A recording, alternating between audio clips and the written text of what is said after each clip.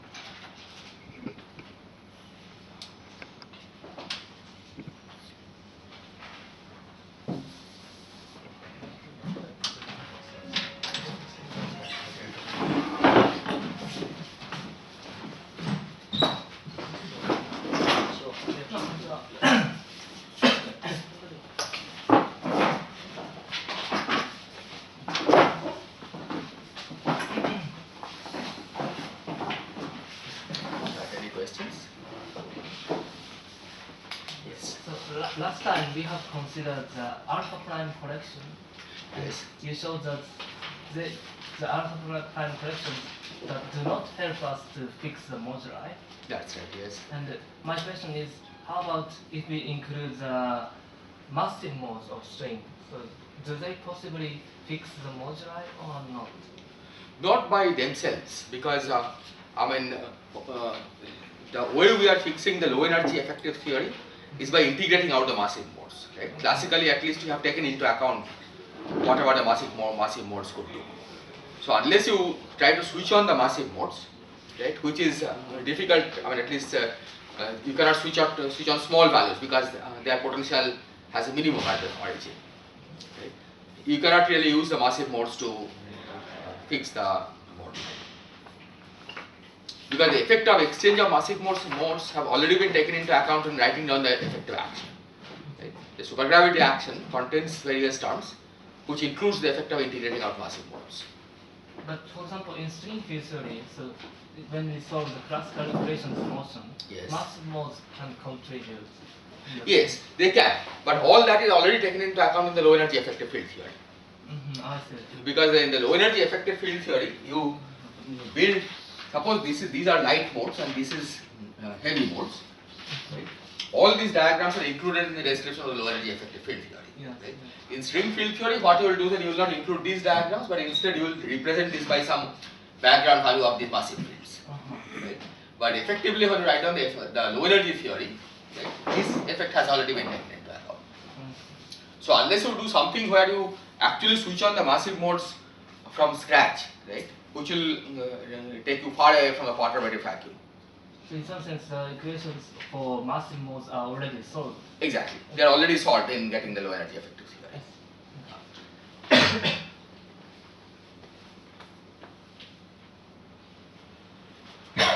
Are there any other questions? In particular, this 4-point amplitude, that R to the 4 correction that we mentioned, right? This R to the 4 correction comes by expanding the Venezian amplitude, okay, in a power series in ST and U. Okay? But that power series comes because it has these additional poles involving the massive modes. Right? So this R to the 4 introduces an interaction like this, okay? But you can think of this interaction as coming due to exchange of massive modes. right? Because you have those gamma functions in the denominator which are capturing the poles of the additional massive states, and by expanding the gamma function in powers of s, t and u, you are getting this kind of contribution. Okay, any other question? Okay, so last time we discussed compactification of heterotic and type 2 string theory on Calabi-Yau manifolds. Okay. So today I'll focus on Calabi-Yau three-folds, which means 6-dimensional real Calabi-Yau, 6 real dimensional Calabi-Yau manifolds or 3 complex dimensional Calabi-Yau manifolds, because those are most relevant for phenomenology if you are trying to get a 4-dimensional theory. Okay. And what you have seen is the following, that first of all it's false equation of motion.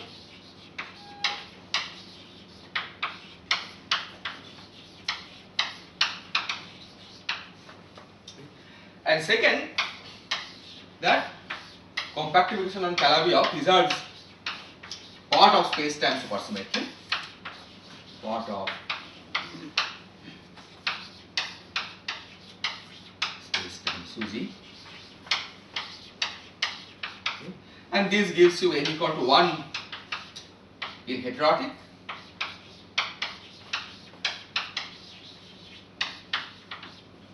and n equal to 2 in type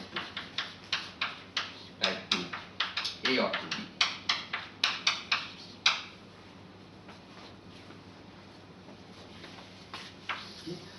Essentially these come by noting that Calabi-Yau preserves 1/4 of the supersymmetry. Calabi-Yau three-folds preserve 1/4 of the supersymmetry. Okay, because out of the 4 components pillar you have to pick one. So in heterotic we had 16 supersymmetry generators to begin with, so that gives you leaves you with 4 supersymmetry generators, which is n equal to 1.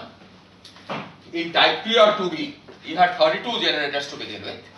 Okay, so 1/4 of that is 8, that corresponds to n equal to 2 supersymmetry in 4 dimensions. Okay, so what we will try to address today is how to find the effective low energy theory that it describes in 4 dimensions. Okay, we started with 10 dimensions, but that's not what is of direct interest.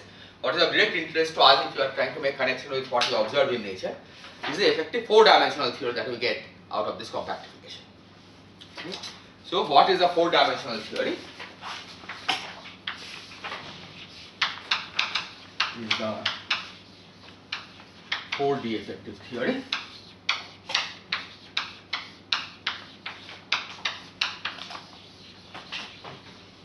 And there are 2 parts of this problem. First, you have to find the spectrum.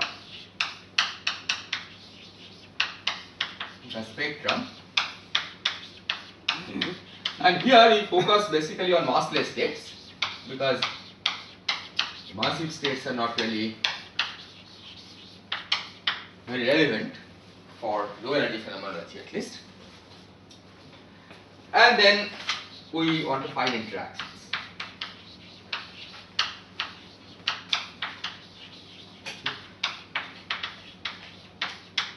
And here when you say massless, this is basically massless compared to the Planck scale, right? Because everything else will be either Planck scale or compactification scale, okay, which you take to be very heavy. Okay. Eventually, of course, you have to generate a mass, because standard model has a mass parameter, which is the mass of the Higgs, okay. But that's a second order issue. Okay. First, you have to get the effective massless theory, and only then you can worry about how to generate mass.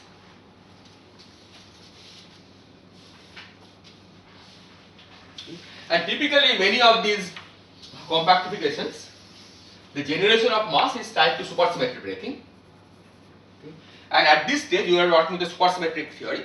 Okay, so you expect that we should really look for massless theories. Okay. Once you break supersymmetry, then presumably we will find the mechanism for generating mass.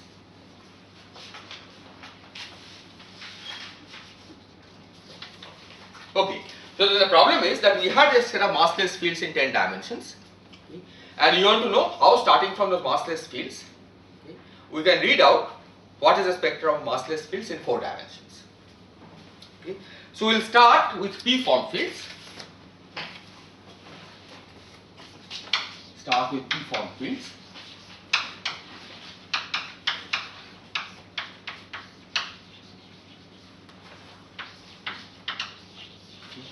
This in fact includes scalars, vectors,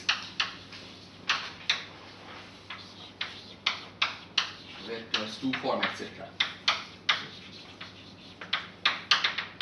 Oh, I should also say that we'll be focusing mostly on the bosonic sector, because supersymmetry basically relates the harmonic sector to the bosonic sector. So once you have found the bosonic part of the spectrum, you have more or less found everything that you want to find. So we'll be focusing on the bosonic sectors. And so here the P-form fields, okay, include scalars, vectors, two-form, etc. So we'll first learn how to, starting with a P-form field in 10 dimensions, read out the massless fields in 4 dimensions. And then we have to learn one additional thing, which is to get the metric. Okay, because other than the metric, all the fields that you have encountered fall in this category. Okay, scalars, okay, or vectors, or two-form, and so on. Okay. There, for example, is no rank 3 symmetric tensor, right, or rank 3 mixed tensor. Okay, so all fields will fall into this category. So we start with these P-form fields.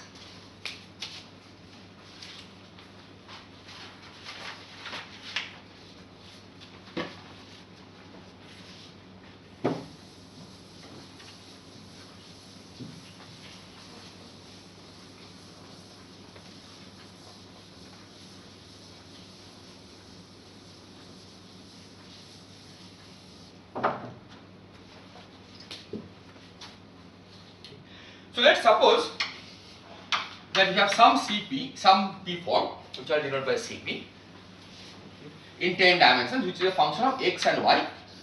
Here our convention will be these will be the 4D coordinates.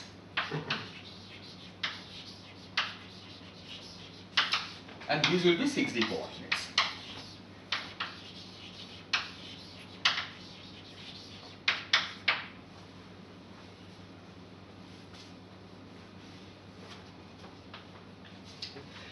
And let's suppose that omega k m,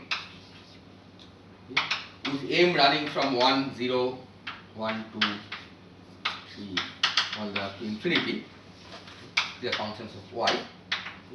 This is some basis of k form on Calabi-Yau.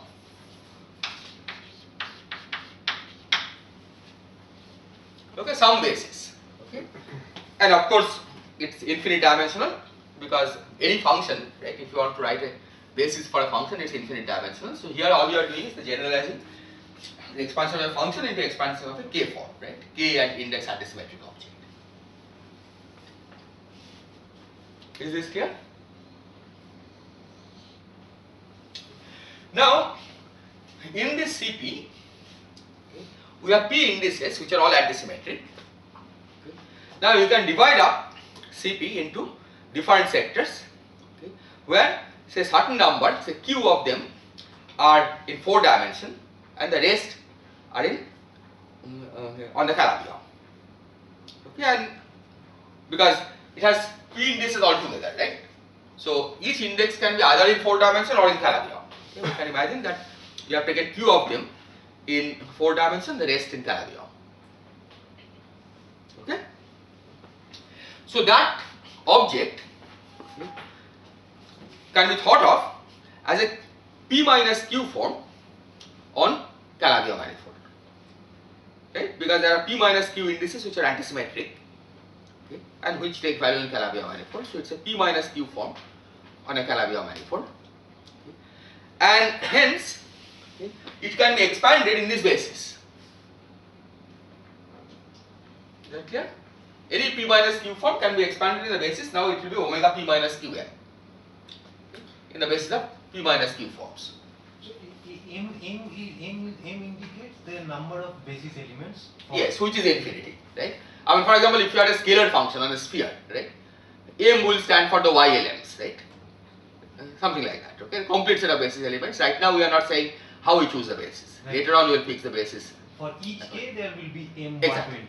Exactly. For each k there will be m going to from 1 to infinity. Okay. So this allows us to expand Cp xy as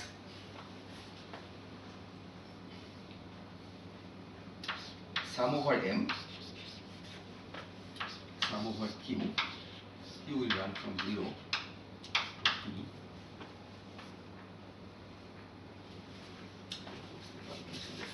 Here. Phi q x.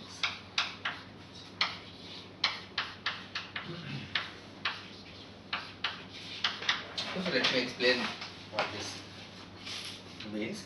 So the qth term here, this is the term which has q index which is in normal space time. So this is a q index object, okay, which is in normal space time, and this one is a p minus q object in Calabi-Yau. So what we are doing is that particular component where q of these are in along the normal space time and p minus q on Calabi-Yau, okay, we are thinking of this as a p minus q form, okay, and expanding in this basis. Okay. The coefficients of expansion are in general arbitrary functions of x. Okay. So even though it looks symmetric between these two, there is a distinction, okay, which you should keep in mind. These are fixed. These are our choice, fixed by us.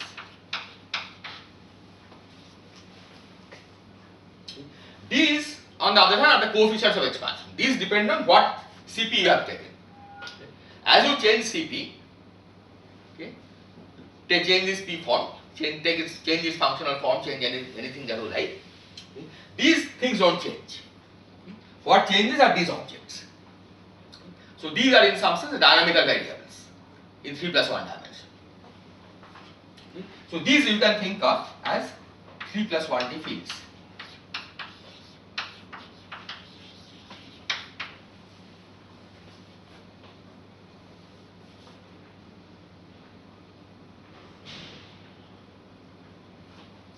Is this point clear? Okay. It's easier to see it probably of a function. Okay, so let me write the spatial case of this as a function where this sum over q is not there. Okay. So if you just had a simple function c0 of xy, this will be sum over m phi 0 m of x omega 0 m of y. So this is the basis of functions in which you want to expand. Okay? This may be like the yl m theta phi, right? If instead of Calabi-Yau we had a sphere. Okay? And then the coefficients of expansion are these. Right? Some phi lm, okay? But they can be functions of x because this is a function of x. Okay? So the point is for every fixed x, we can carry out this expansion. Right? If you change x, what changes is this one. Okay? These remain fixed. Okay? So it is in this sense, these are the one variable that contains dynamical information, okay, about what this field was in 10 dimensions. In general, this omega m will be solution of Laplace equation in Calabi-Yau. Yeah, so at this stage you can take any basis that you like, right? Eventually we will choose them to be solutions to Laplace equation for some specific reason. That will become clear, but at this stage you can take any basis that you like. As long as it's a complete set of basis states, you can always expand a function like that.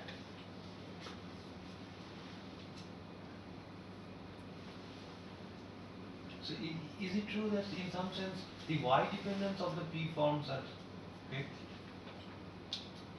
Well, they are not really fixed because you are summing over n, right? It looks like fixed. All you have done here is you have gone to the Fourier space in some sense, right? The summing over m. Right? So by allowing these to depend on m, right, you are introducing y dependence. So it's not that they are fixed.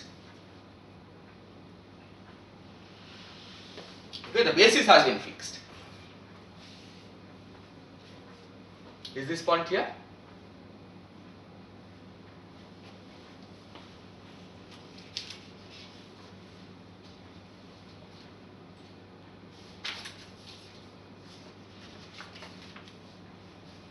Okay. Now we can also work out gauge transformation. Well, I'll come to that in a few minutes. Okay. So one of the important questions will be that this gives you infinite number of fields, right? Because sum over n of course runs from for massless spectrum in 4 dimensions. Okay, so how to identify massless fields? Okay. And one way you can use to identify massless fields is to note that massless fields have the property that if we set them to be equal to constant, they should satisfy field equations, linearized field equations, right? Whenever you set the massless fields to be constant, they should satisfy linearized field equations. So massless fields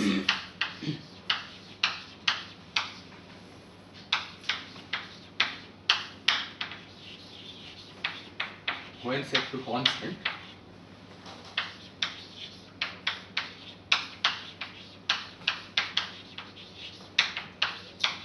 satisfies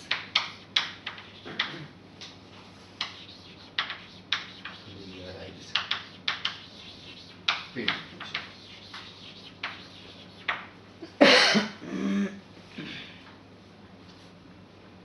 Okay.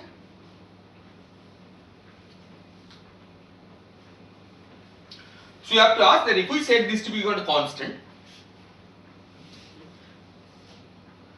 does it satisfy linearized field equation?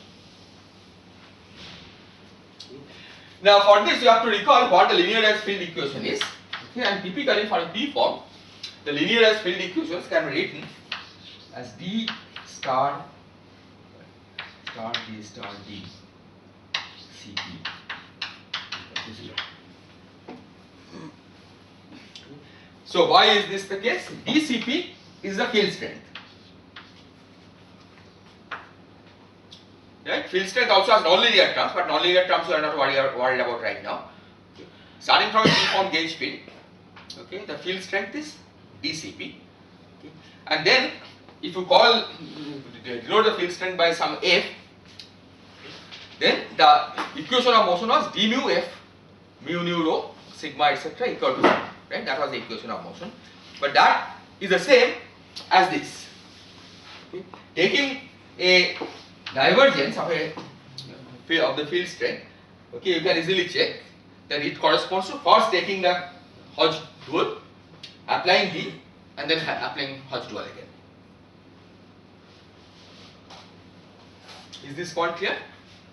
Okay. At least you can check that the rank is correct, right? When you take a divergence of a field, its rank should reduce by 1, right? If it's a differential form of degree p, it should become a differential form of degree p minus 1, okay, because we are contracting one of the index with d mu. Okay. So suppose this is degree p plus 1, okay.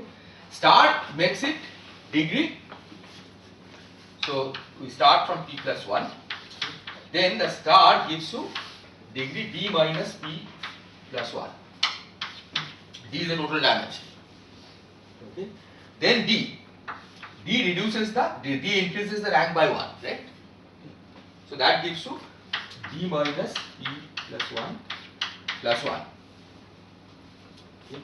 And then again start, which gives you, so this is D, and then start gives you D minus P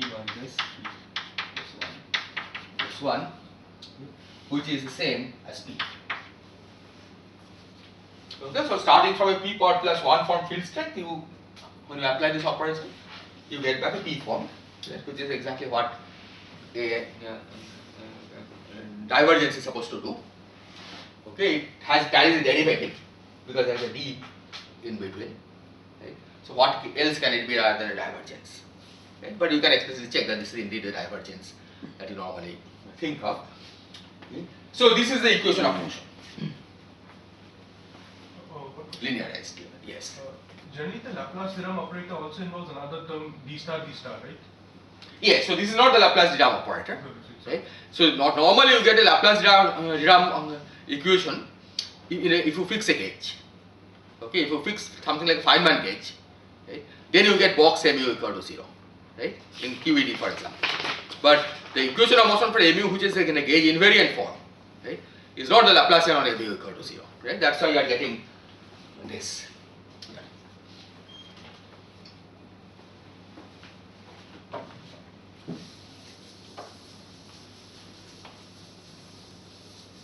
And any other questions?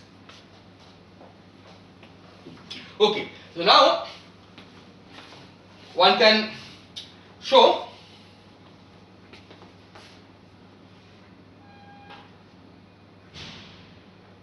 okay, let me go ahead with this. Okay, so this is the equation of motion. Now let's see, we want that for constant phi, okay, this should hold, right? Okay, so let's take pick one particular m. Suppose for some particular value of m, okay, this is a massless field. Okay, so and for some particular value of m and particular value of q. Okay, so then we have our Cp, which is phi q m. This is constant, wedge omega p minus q y. And now apply this operator over that. Okay. So d Cp will be phi qm wedge b omega p minus q y.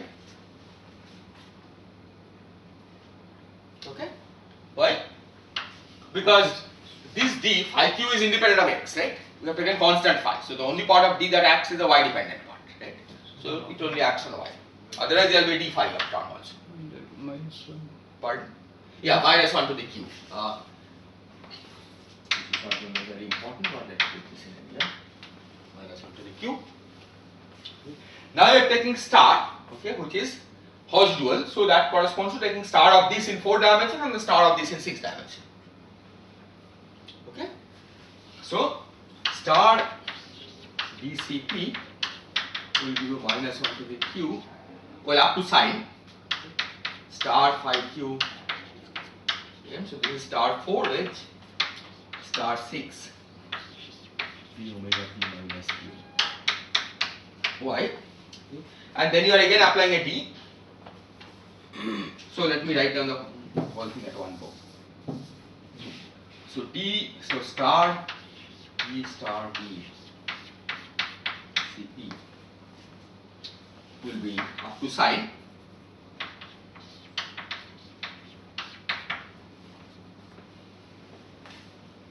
okay. The second star for this object, okay, because there is no d acting on this, second star will basically remove this star. Star of star is identity, right, up to a side. So second star will not do anything, so it will give you back phi qm, which here you will get d star 6 d star 6 d over p minus qy.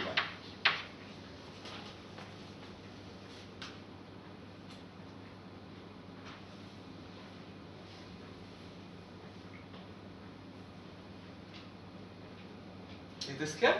Right? Star 6 means it's the Hodge duality, Hodge dual in on Calabi-Yau. So what it says is that if phi qm have to be a massless field, then this must vanish.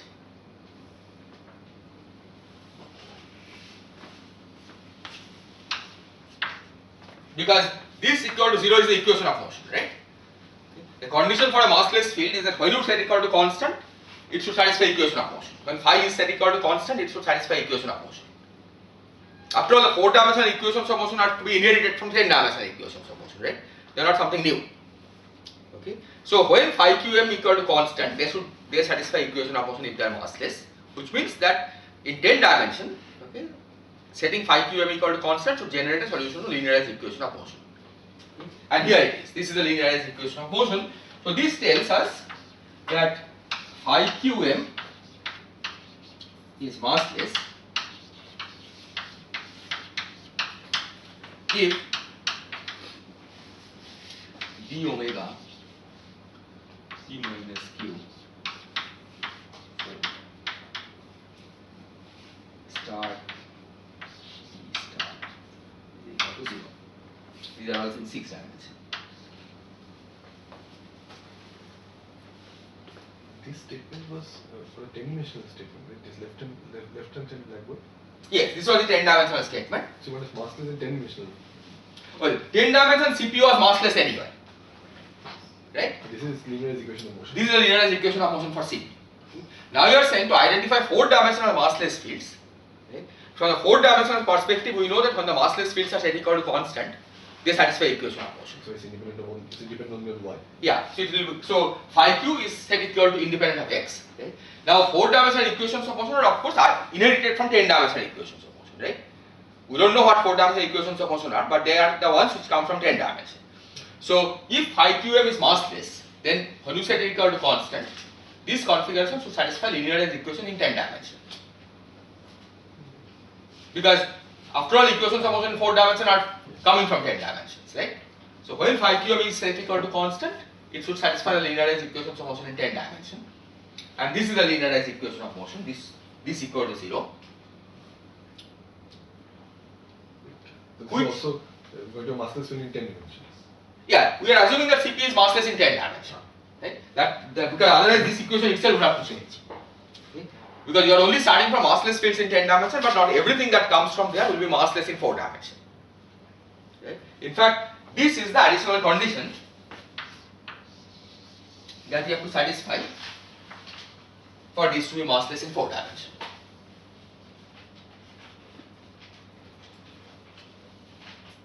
Is this clear?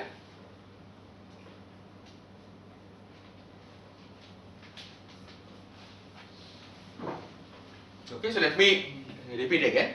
So we had our 10-dimensional equations of motion. Or what is it the statement that the fact that this was a constant anyway made it massless in 4 dimensions, but to be consistent with being massless in 10 dimensions, this is the extra condition you need. Yes, so the point is that, okay, so let me put it again, that we have expanded this, right? Now you want to know which of these things are massless. Okay? Now one way to do this will be that you start from 10-dimensional equations of motion and write down the equations of motion for, reconstruct the equations of motion for this in 4 dimension and then see which are massless fields. Okay, so here what we are doing is taking a slight shortcut, which is to say that we know that if this field is massless, then setting it equal to constant would solve the equation of motion. That means if we set it equal to constant, other field 0, then it should solve the 4-dimensional equations of motion. But that means the corresponding CP must satisfy the 10-dimensional equations of motion. Because after all, 4-dimensional equations of motion are coming from 10 dimensions. Okay. So what we are using is the fact that if we set it equal to constant, then the corresponding CP should satisfy the 10-dimensional equations of motion that it was satisfying anyway. Okay. Massless equations of course, because CP is massless in 10 dimensions, and that's this equation. Okay. And that's what we have used there. That if this is constant, then this CP should satisfy 10-dimensional equations of motion. The full CP can And satisfy. then that statement boils down to this, the fact that CP is massless in 10 dimensions gives you the extra condition. Exactly, that's right. The full CP can satisfy equation of motion even without being overall constant. That is because this manifold is non-trivial, 6-dimensional part. Full CP we have not taken to be constant. That depends on y. The whole Yes, exactly. So the point now you have to solve this equation, right? You may find that this equation forces this to be y independent. Yeah. Okay? But it doesn't have to be, this equation by itself doesn't tell you that it has to be y independent. That's something you have to prove if that is the claim. Right? And we will see that it is not necessary that it should be y independent. But for 4 dimension it has to be constant. That is because 4 dimension this manifold is there. Yeah, it is a flat 4-dimensional space, right? So a massless field by definition is the one which satisfies linearized equation of motion when set equal to constant. Right? Because k equal to 0 should be, if you work in the momentum space, right? On-shell condition for a massless field k equal to 0 should satisfy the on-shell condition. Right? That's a constant field configuration. Is this clear? Okay. So now the question is then, What does this condition imply?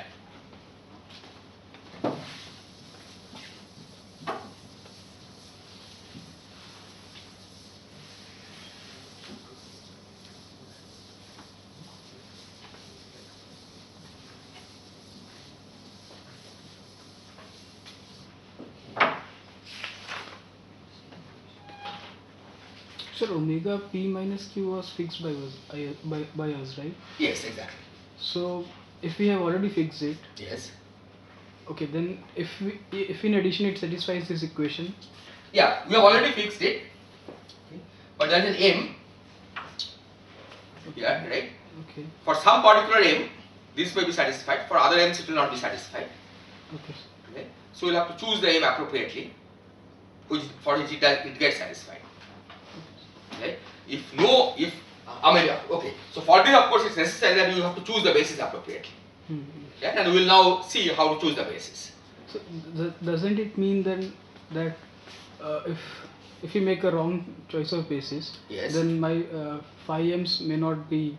Yeah, if you make a wrong choice of basis, that will correspond to the fact that your massless field may be actually phi 1 plus phi 2. Okay, not phi 1 and phi 2 individually. Okay, so for example, even in a normal scalar field, suppose you have one massless scalar, one massive scalar, right? And you make a change of variable where you take phi 1 plus phi 2 and phi 1 minus phi 2 as independent variables. Yes. Then none of them will have this property that when you set them equal to constant, you will solve equation of motion, right? So that corresponds to this choice of basis, right? Because changing basis means you are taking a linear combination of the omegas, right?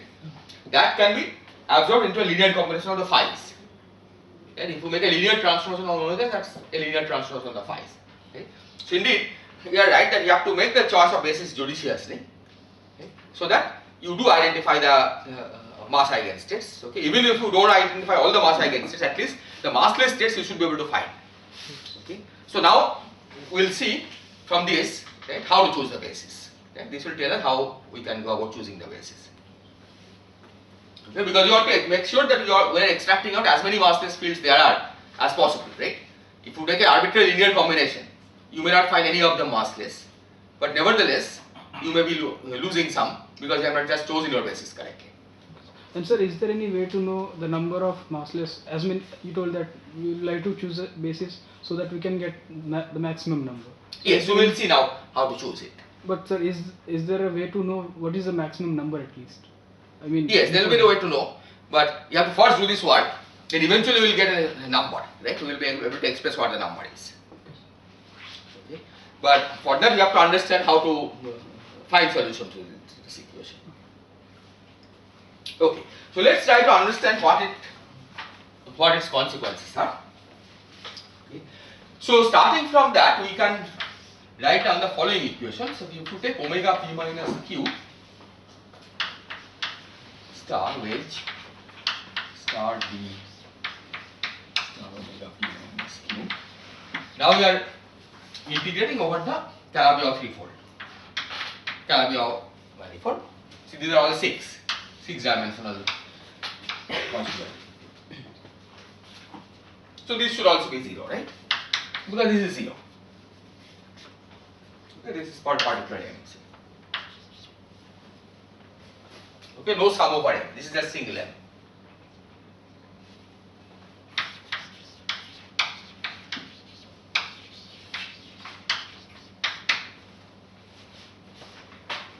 Now this makes sense because this is a p minus q form and this will be 6 minus p minus q form.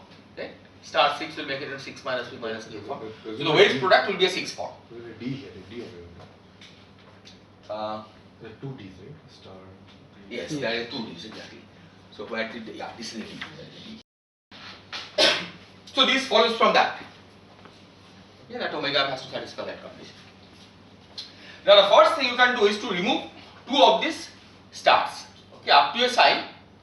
Okay, if you take star A with star B, that's the same as A wedge B.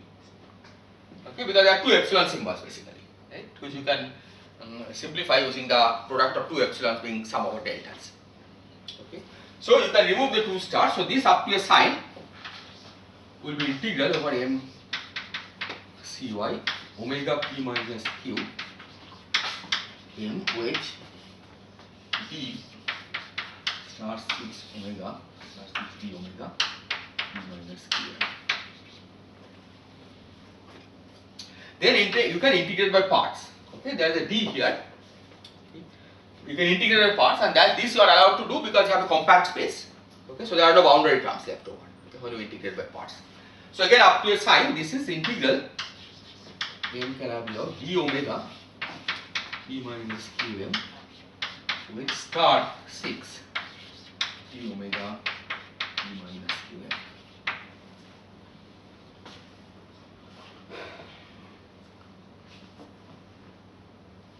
But this is nothing but integral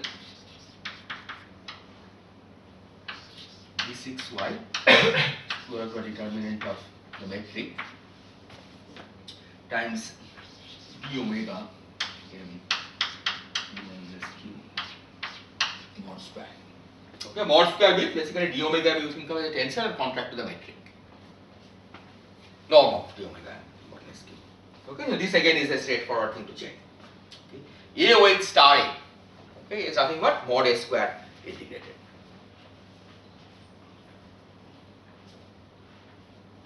This is clear up to the overall side, okay, which I have not taken into account. But now you see that the left hand side is 0, right? We have started from 0 and we are manipulating that. So if this is 0, then this is either positive definite or negative definite, right? Depending on the overall side. So if this is 0, the only way it can vanish is if d omega m p minus q is 0 itself. Is that clear? So this implies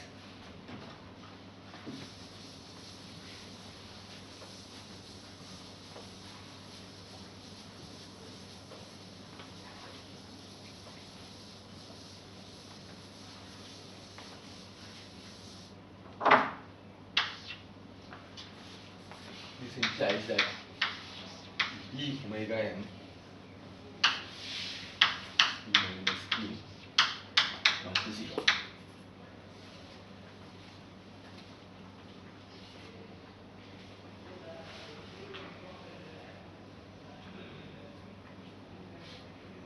Okay?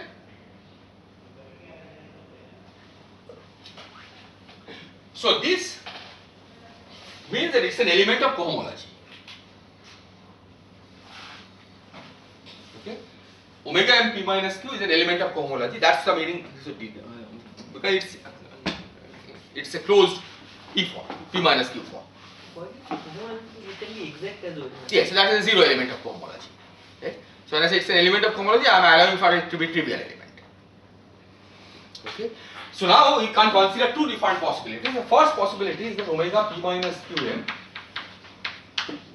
is equal to d, it's a chi p minus q minus 1n. And this is one possibility.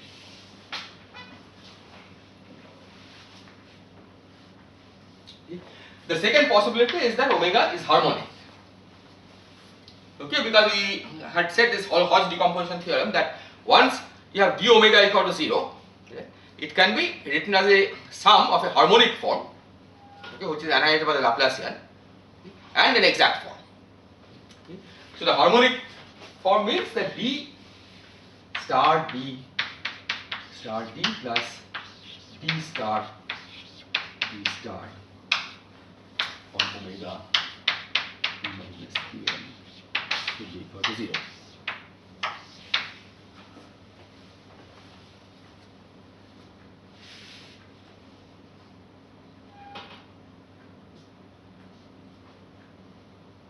Is this clear?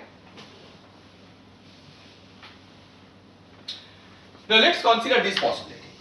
Okay, suppose omega p minus q is d chi p minus q minus 1. These are functions of y. So now let's go back to what it means for Cp. Okay, suppose omega p minus qm is equal to this. So Cp, again, for constant phi qm is given by phi qm with omega p minus qm. Okay.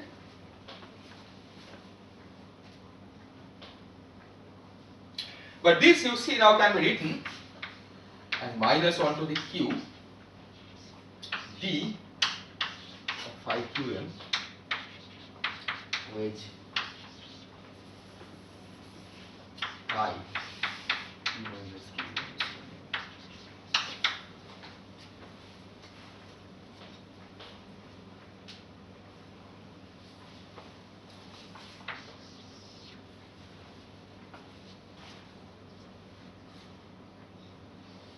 Is this clear? Yeah, because omega is d of chi. But this means what? This means that the corresponding configuration in 10 dimensional from 10 dimensional viewpoint is pure gauge. This is a gauge transformation in 10 dimensions. Okay. So while for constant phi qm, configurations with omega given by this do satisfy equation of motion. Okay, so indicating that perhaps phi qm is like a massless field. Okay. But you see that these configurations are actually pure gauge from 10 dimensional viewpoint. Okay. So you could just remove them by gauge fixing in 10 dimensions.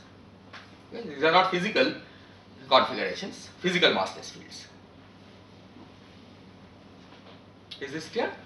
So these are not physical fields. This is pure gauge.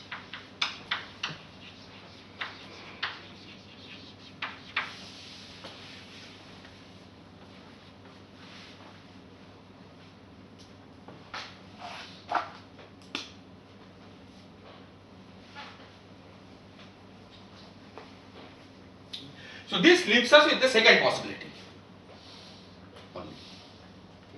That to get massless fields, if you want phi qm to be massless, then omega p minus qm better be harmonic.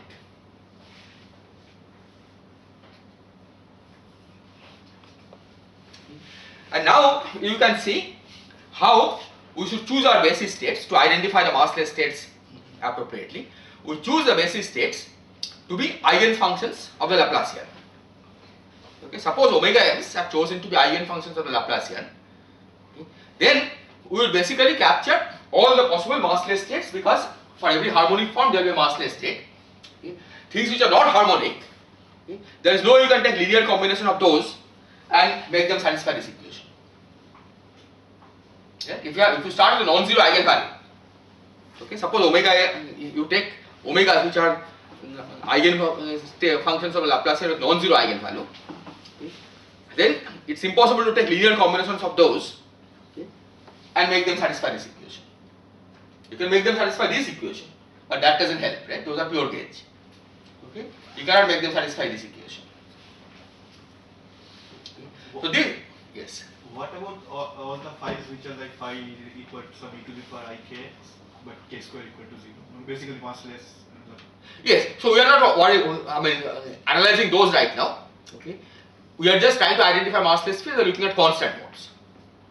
See, if you have a 4-dimensional effective theory, right? Of course, those modes are there, right? But if you set phi equal to constant, it should solve equation of motion. That's what we are. This trick helps you to identify the basis of the compact manifolds. Exactly. What basis of omegas are. That's right. Yeah. Right. But this pure gauge business, they are also, this is not true for all those modes, right? No, they will not be true for those modes, right? But those will be, okay, basically for those modes what will happen is that this is still true, okay, but there is some other field which will also get gauge transformed. Right? If you take lambda of x as a gauge transformation parameter, right, then delta phi will be lambda, okay, and then there will be some other fields which will get term proportional to d lambda. See, here we are transforming by gauge transformation, where the gauge transformation parameter is phi qm, right? Suppose phi qm had been x dependent. Okay, you take these two phi qm of x. Okay? Then besides this, there will be another extra term, okay, which will involve coefficient of d chi p minus q minus 1. That means that some other field will get transformed, okay, proportional to d phi.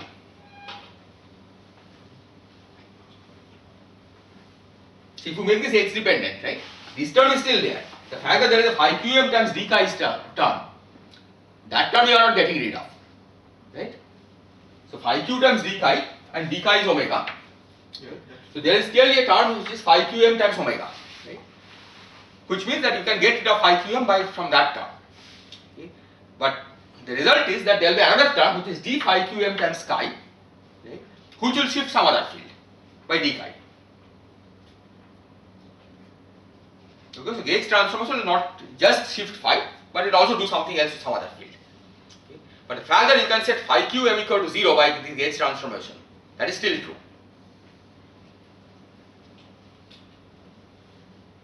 Is that point clear?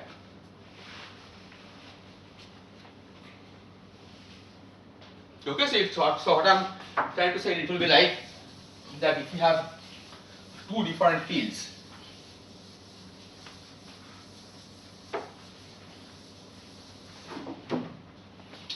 that phi will go to phi plus lambda and some other a mu will go to a mu plus del mu lambda. Okay. So it is still true that by adjusting lambda you can set phi equal to 0. Right? So this scalar is not a physical massless scalar. Okay, but what it will do typically is that it will make the corresponding gauge field massive. Right? Because once this is exactly what happens in spontaneous symmetry breaking, right? You get a scalar field Goldstino, right, which shifts, but then the Goldstino gets absorbed by the gauge field. So right now we are looking for the massless fields, right? And it's true that whenever you have a omega, which is that the massless field, if you consider omega of this kind, that these fields, the corresponding coefficients can always be set to 0 by Gauge transformation.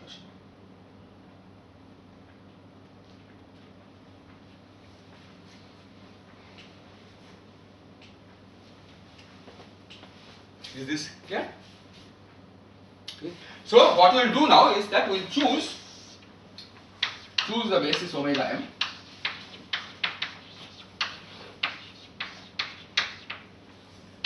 Omega p minus qm to be eigenforms of the Laplacian, which is star d star t d star d star. Okay, again these are 6-dimensional stars.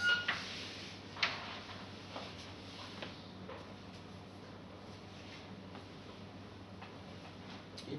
And once you have done that, then it becomes clear that there is no way to take linear combinations of these basis states and make them satisfy an equation like this. Okay. So once you have classified all possible solutions of this, you have got all the massless states.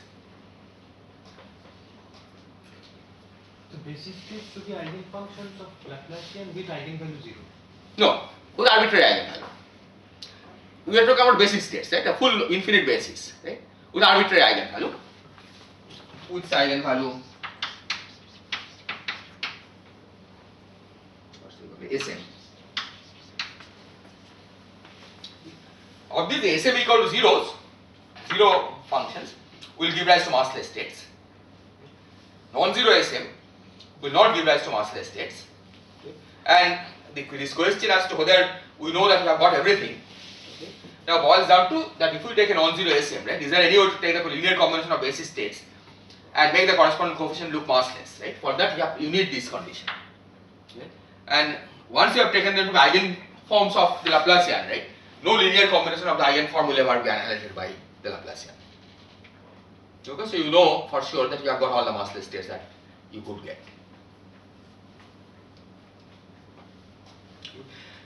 Now this number of course is a well-known number. How many solutions are there to this equation?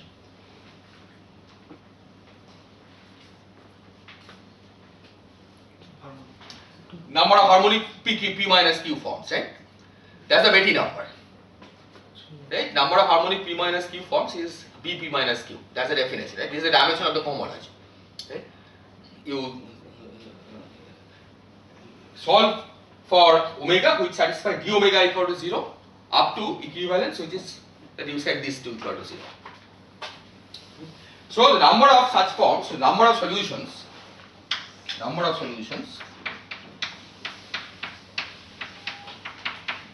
is dp minus q.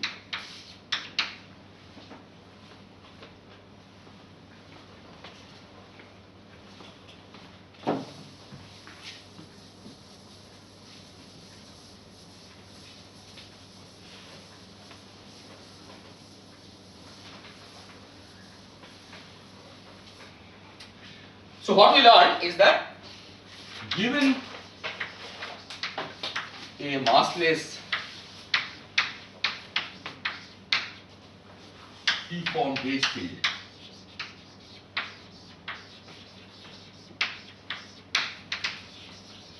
in D equal to n, we get B minus Q, B minus Q massless Q form gauge fields in D equal to 4.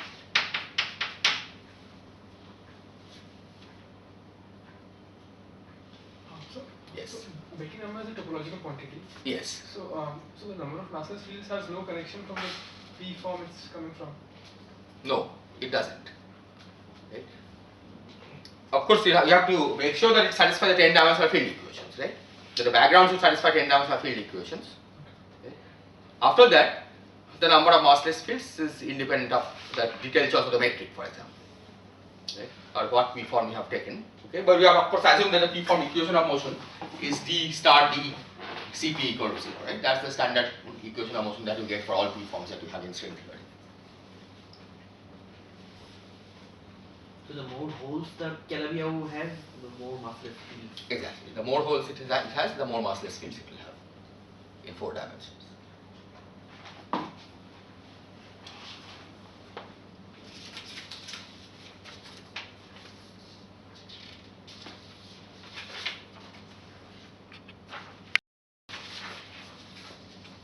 Is this okay? Okay. So let's now list for Calabi-Yau threefold. What is B0? B0 is H00, right? Which is 1. B0 of any manifold is always 1 as long as it's connected. B1 is H10 plus H01. That's 0 because Calabi-Yau doesn't expand this GMN in that basis. Coefficients of expansion are what we are calling psi k of x. These are the dynamical fields in the 4-dimensional perspective. Now again, to identify which of these are massless, we have to basically ask that if we set them equal to constant, under what condition do they satisfy the equations of motion, linearized equations of motion, right? So massless fields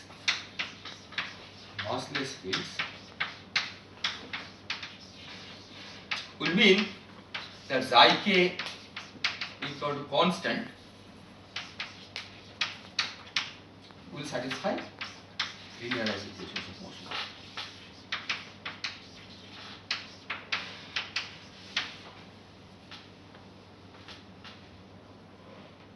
We're still keeping to 2 derivative there. Yes, we are using the supergravity. Yes, so original supergravity equations of motion. Okay.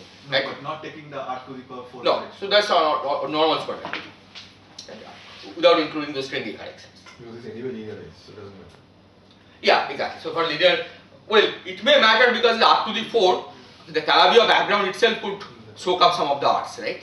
So it could contribute to linearized equations of motion, but right now we are not considering that also. Okay, and we will see that it really, we don't need to even know, okay, the details of the linearized equations of motion. So now you see what are the question we are asking is that if we set psi k equal to constant, okay, this should still satisfy the equations of motion, right? At least to linearized order. So it represents deformations of the metric which continue to satisfy equations of motion. Okay. In the supergravity limit, it continues to satisfy the Ricci flatness condition. Right, at least to linearized order. Is this clear? Constant ik, right? If there is no x dependence, so this can be thought of as just as a new metric on the Calabi-Yau manifold. We are asking that this deformed metric should also be Ricci flat. So how many such deformations are there which deforms the metric preserving the Ricci flatness condition?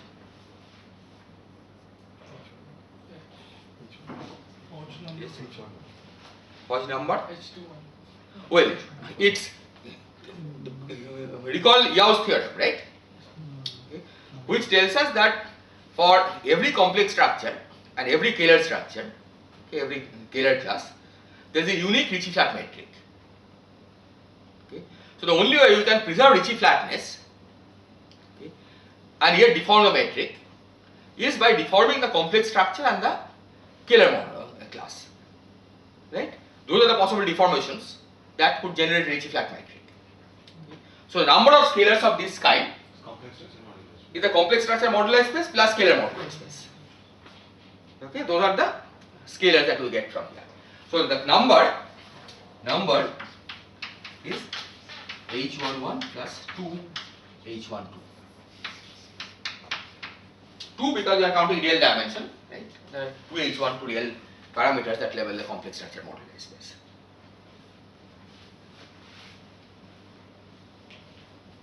Is this clear?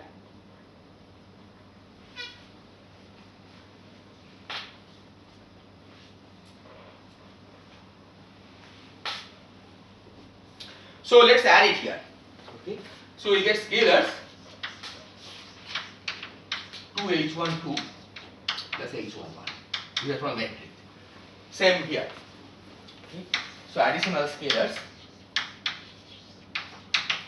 2h12 plus h11.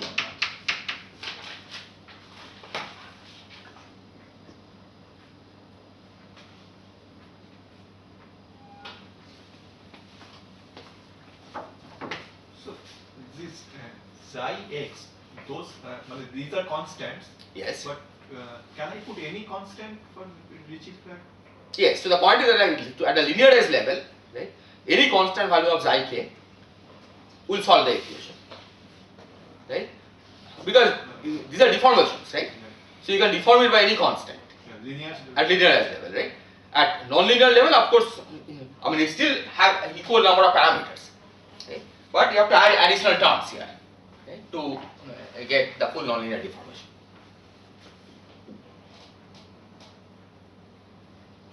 Is this clear? Okay, now we look at vectors. So this I can erase.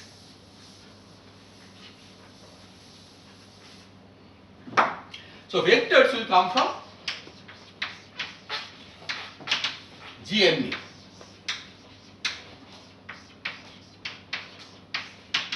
Okay, here of course there is no background to begin with. Okay, GMU was 0. Okay. So you only expand as sum over k, some other coefficients a k mu of x, chi 1 k m y. Okay. This is some basis of vectors, basis of vector fields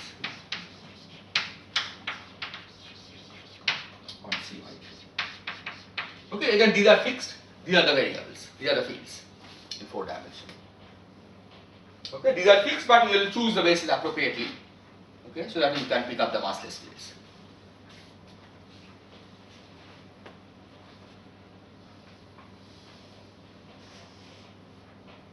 Okay.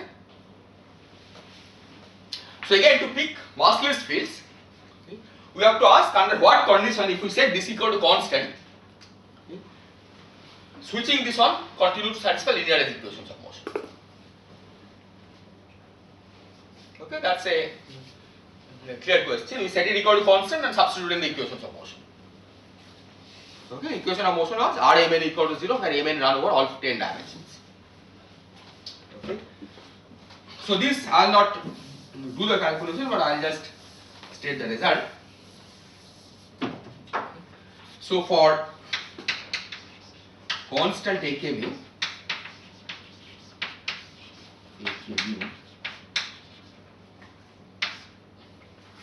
linear as equation of motion,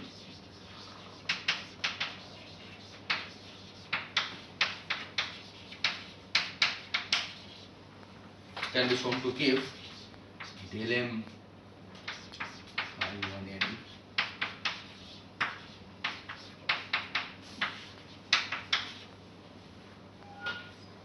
okay, these are covariant derivatives on the Calabi-Yau manifold. Okay, this will be an exercise. Okay. Basically, you take GMU, like full GMN as a Calabi-Yau background metric, plus a little off diagonal term like this, and recalculate your Ricci tensor. Right? The Ricci tensor, of course, the leading term in the Ricci tensor will be the Ricci tensor for the background, which is 0. Right? But then there will be an additional piece because you have corrected the metric. That additional piece you can show is proportional to this combination. Okay. So those chi's which satisfy this equation will correspond to massless vectors coming from the metric.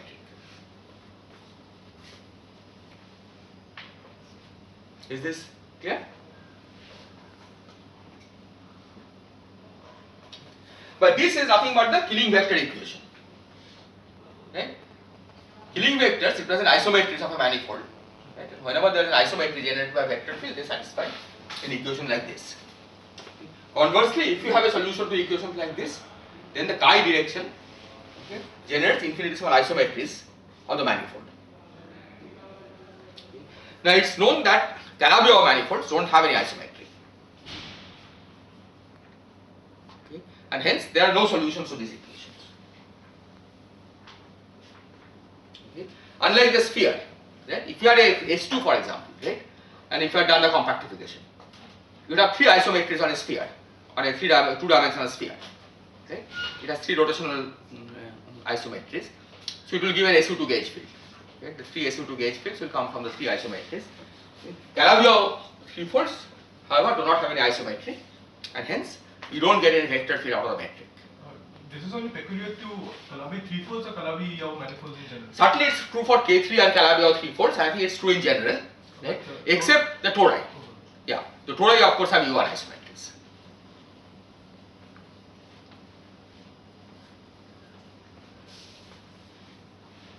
Is this clear? Because B1 is 0, that's the reason. Well, it is probably not exactly that reason. I am not completely sure because S2 also has B1 equal to 0. Yeah, but that's, Right? But it still has isometries. So it's not directly Yeah, related more- to B1. Yeah, it's more the symmetries of the the manifold. maximum symmetry. Yeah, exactly. Strange, for example, we take this quintic in P4, the equations through which we define it are quite nice. But it has no symmetry. If you try to look for an isometry, you will find that there is none. There are discrete isometries, but no continuous isometries.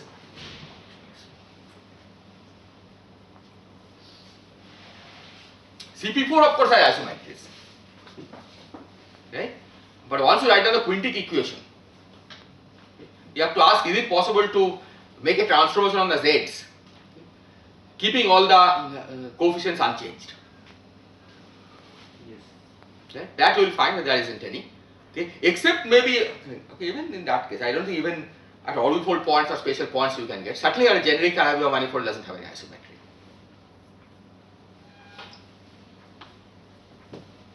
Okay, so no solution. Okay, so you don't have any gauge fields.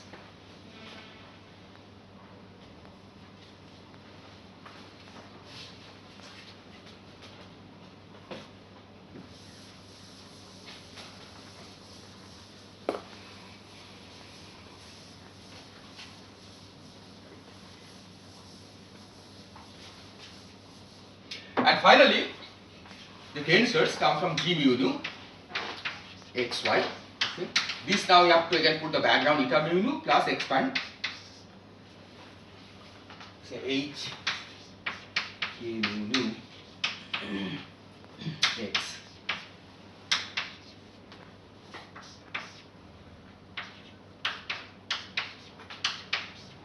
These are scalar.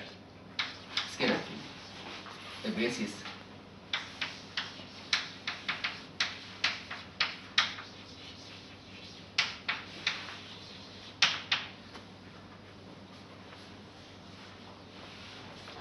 Calabi-Yau. Again, you can ask under what condition constant h mu nu generates solution to linearized equations of motion. Okay. And you will find that the only way it can generate a solution is if this is constant on the manifold. Okay. So, solves linearized for hk mu nu for constant hk mu nu.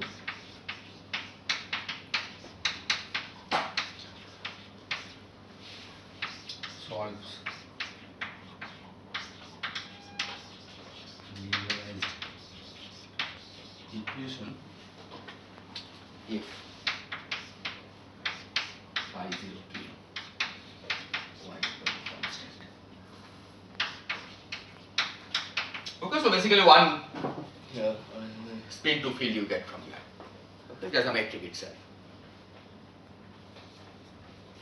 So one spin to field.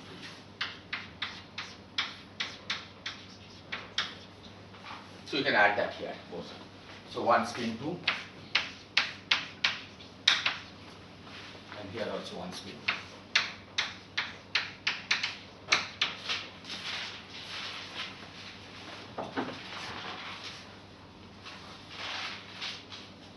Excuse me.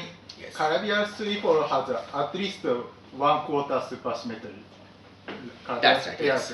But some special Calabi-Yau could have more supersymmetry. Yeah, Like- those are basically locally products of a lower dimensional Calabi-Yau with a torus. Yes. Right. Yes. Yeah, so for example, Calabi-Yau through K3 times T2 Yes. will have more supersymmetry. Yes. And you can take some discrete orbifolds of K3 times T2, Yes. preserving that supersymmetry. Okay. So if Calabi-Yau 3 has preserved only quarter supersymmetry, then this does not include torus, Exactly. and then this does not have a key. Exactly. Okay. That's right. Yeah. Thank you.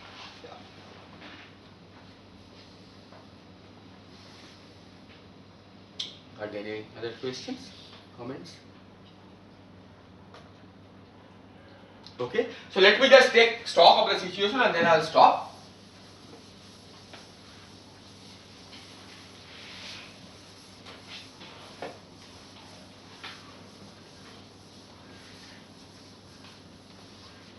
So 2A, let's now count up the total number of fields that it has. Okay, how many scalars?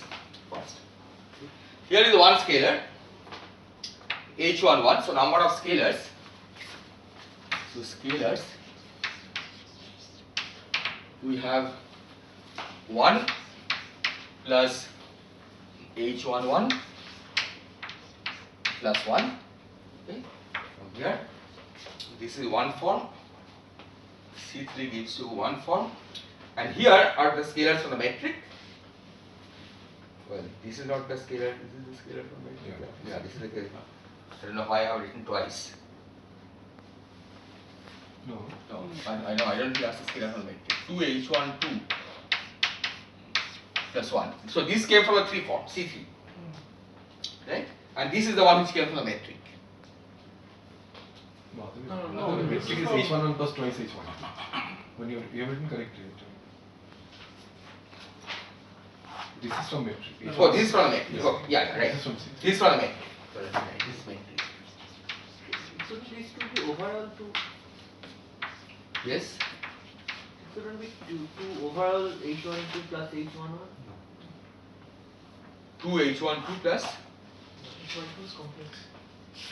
Oh, h11 is h11 is real, yeah. The scalar modulus right here. Okay, so let's count again. 1, then from here h11 plus 1. Okay. This 2h12 plus 1, this came from a 3 form. And 2h12 plus h11 came from a metric.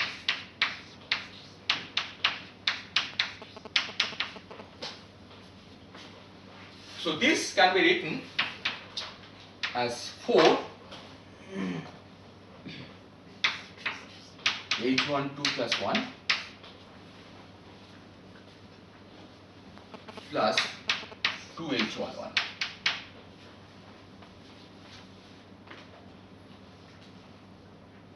Here I put this 1 plus 1 plus 2 inside this plus 2 H11, 1 H11 from here, 1 H11 from here. Okay, vectors.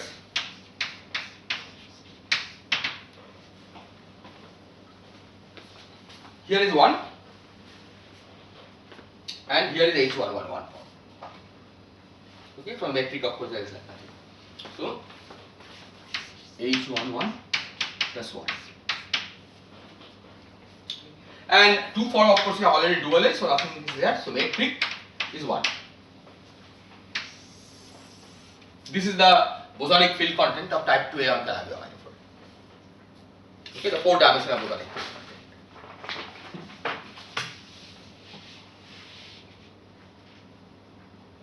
Is this okay? Now 2B, let's count the scalars. Okay, scalars are most difficult because they come from a lot of sources. Okay, so 1 from here and H11 plus 1 from there. 1 plus H11 plus 1. Then 1 more from here. Plus 1. Plus again H11 plus 1 from here.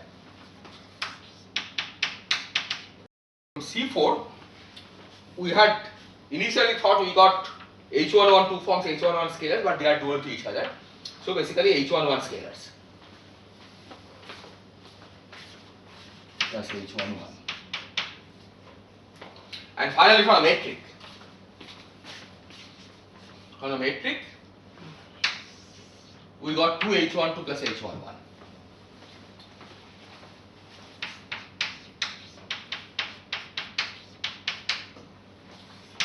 So this one I will write as 2 H12 plus 4 H11 plus 1.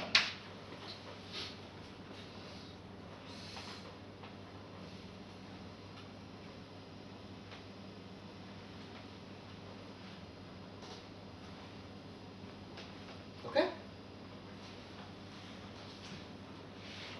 Vectors.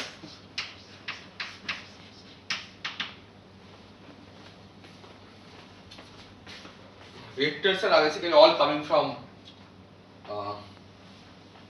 C4, H12 plus 1 form. Right? These are the only sources of vector here. So H12 plus 1.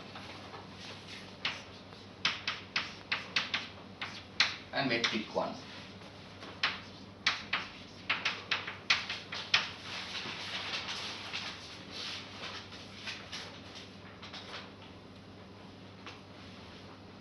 Okay?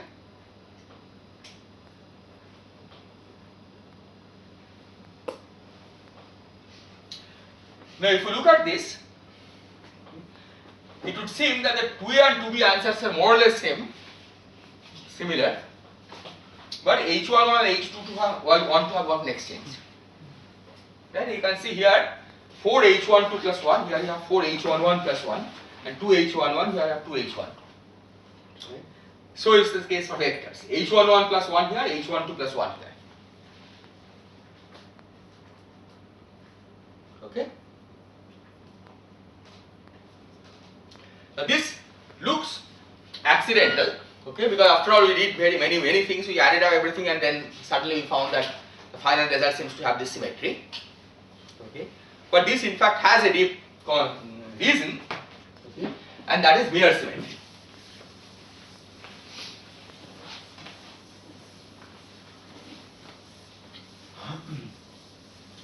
So mirror symmetry says it's in fact an observation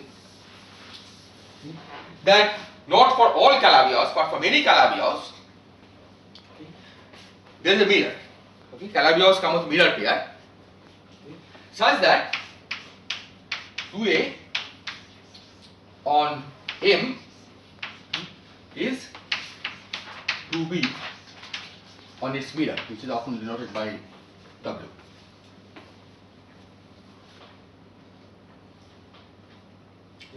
And h11 of m is h12 of w, and h11 of w, h12 of m is h11 of w.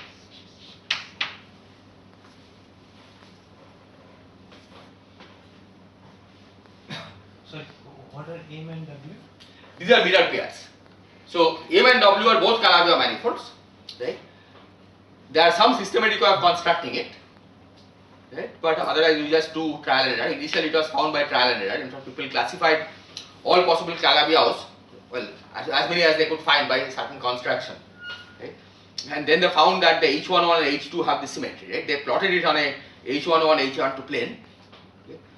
And they found that there is a reflection symmetry, that you just plot dots, right? The various Calabi-Yaus, and they found that there seems to be a reflection symmetry where every dot for an H11, H12 is paired with another dot which is opposite H1, which is H12 is equal to H11 of the other one, and so on. Right? But that of course is far from saying that the two theories are equivalent, right? That 2a on m is equal to 2a on w. That's at least a necessary condition. Okay? That mirror pairs must be related by the must satisfy this. Right? So only then you have a hope of 2a on m being equal to 2b on w, right? By this symmetry. But now there are also systematic construction of these mirror pairs. From the CFT side, isn't it the spectral automorphism? Yeah, so from the CFT side one can prove this, but there is also a mathematical proof of this mirror symmetry, right, from the toric construction, which are related, which are not independent.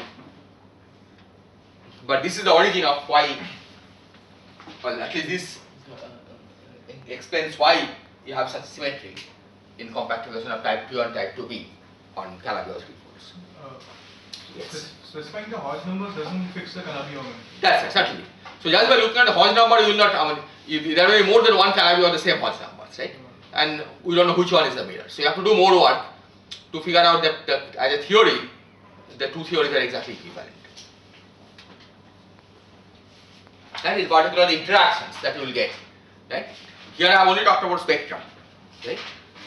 Tomorrow we will study interactions, right? What kind of interactions do the scalar fields have? Okay? Those must also agree, right? If the two theories are to be equivalent. Okay, so I think I will stop here and then. Are there any Calabi-Yau with H11 or H12 is equal to 0? The point is, these are called rigid Calabi-Yau. So you said H11 also 0 then? Yeah. No, H11 will not be 0. Right? Complex structure is fixed. Right? Suppose the complex structure gets fixed. See, H11, you can always scale up Calabi-Yau, right? If you have a given metric which satisfies Rij equal to 0, right? Any multiple of that metric will also satisfy Rij equal to 0. Constant scaling. Constant scaling, right? So that deforms a Kähler class, right?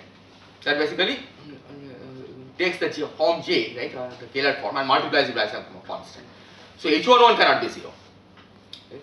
But you can imagine H12 being 0 where the complex structure is completely fixed. The metric admits only one single complex structure. Okay? So those Calabi-Yaus clearly cannot have a mirror. Right? At least the mirror is not a usual Calabi-Yau. People have now also looked at what they call non-geometric Calabi-Yau. Right? The mirror is not geometric. Okay? Because if there is a mirror, H11 has to be 0, right? No scaling deformation. So it cannot be a geometric manifold. Okay? It has to be some kind of conformal field theory, right? Describing a manifold of a fixed size. I was asking because if one of them is 0, the number of scalar fields reduces quite a lot. Yes. So it's closer to real life. Yeah, but the point is that this by itself is not a big problem, right? You can lift the number of scalars. Okay? Once you break supersymmetry, right? All of these scalars will get lifted, typically. Okay? The question, of course, is that how to make it controlled so that they don't run away, right? If the scalars get lifted, but suppose the H1, the Kähler deformation, right? That's also a scalar, right? Overall scaling of the matrix. Suppose I transfer to infinity, which basically means that the minimum is at infinite radius of the Calabi-Yau. Right? Then it doesn't help us getting a 4-dimensional theory, right? We have gone back to 10 dimensions. Right?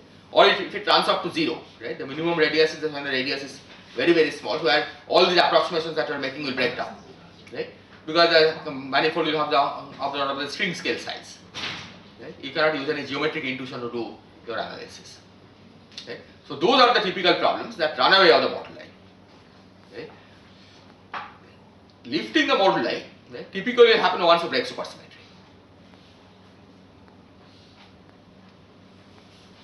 So we will discuss this next time maybe in some more detail. So, Yes. so in the second last class, you made a comment regarding the complex structure deformation that the B mu field plays a role in that. We take it to be complex because we add B mu.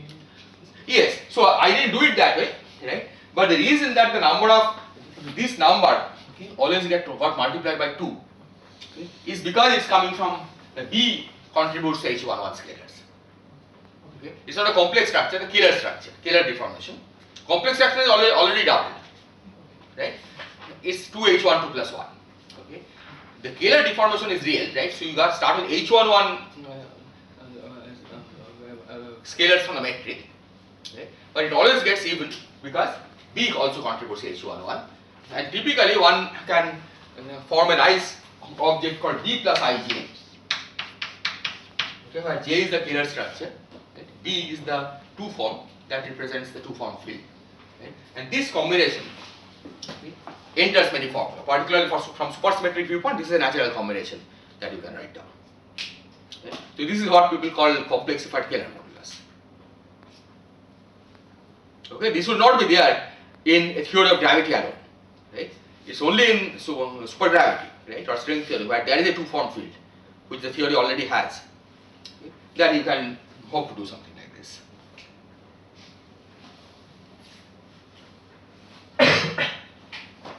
In M theory, for example, this doesn't exist.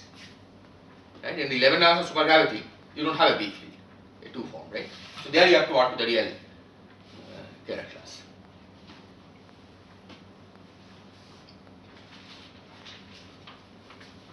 Any other question?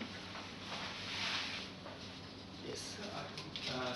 Suppose you compactify on T6, the point that you only keep massless fields is nothing to do with local supersymmetry, right? It is. No. This just Even if you include all the massive fields, it will be on the multiple. supersymmetry will still be valid. Right? Is that for low energy purpose, right, you don't need the massive fields. Right? So keeping the massless fields is purely from the phenomenological. And plus global solutions, you have to anyway put all those massless fields to 0. The massive fields. Yeah, Well, no, you can imagine that you may get a solution where the massive fields are switched on. Right? It's just much harder. Right? The approximation, the derivative approximation will break down if you try to switch on the massive fields. Okay? But it's not unimaginable that you can get interesting global solutions where the massive fields are switched on. No, but how exactly will you get energy equal to 0? No, you may not get energy equal to 0. Right? Well, you may still get energy equal to 0 I if. want some solution which preserves some amount of sushi. Well, you can have something like this, right? Locally, you may have a minimum, but somewhere else, there may be another minimum, right? So to go from here to here, you have to switch on massive deformation. Okay? This kind of situation can also arise, that by switching on massive deformation, you may find some interesting supersymmetric vacua. Okay? These are harder, right? But a priori, there is nothing which tells you this cannot happen. So these geometries, right, these vacua, we will call stringy vacua, which you cannot get from supergravity. Yeah, you have to genuinely need the stringy, switch on the stringy massive modes to go from one vacuum to another vacuum.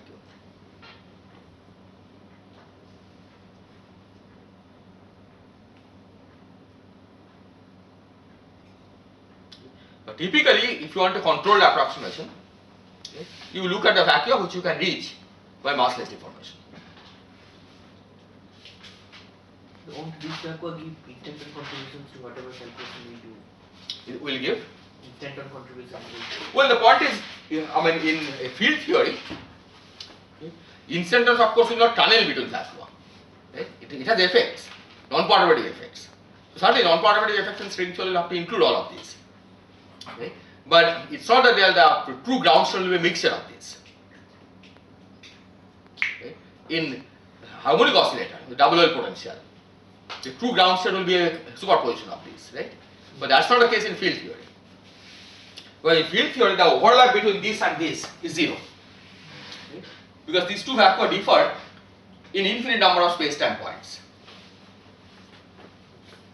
right? So you don't. So the usual problem in quantum mechanics that you have, that you, whenever you have a degenerate ground state, you have to actually take a linear superposition.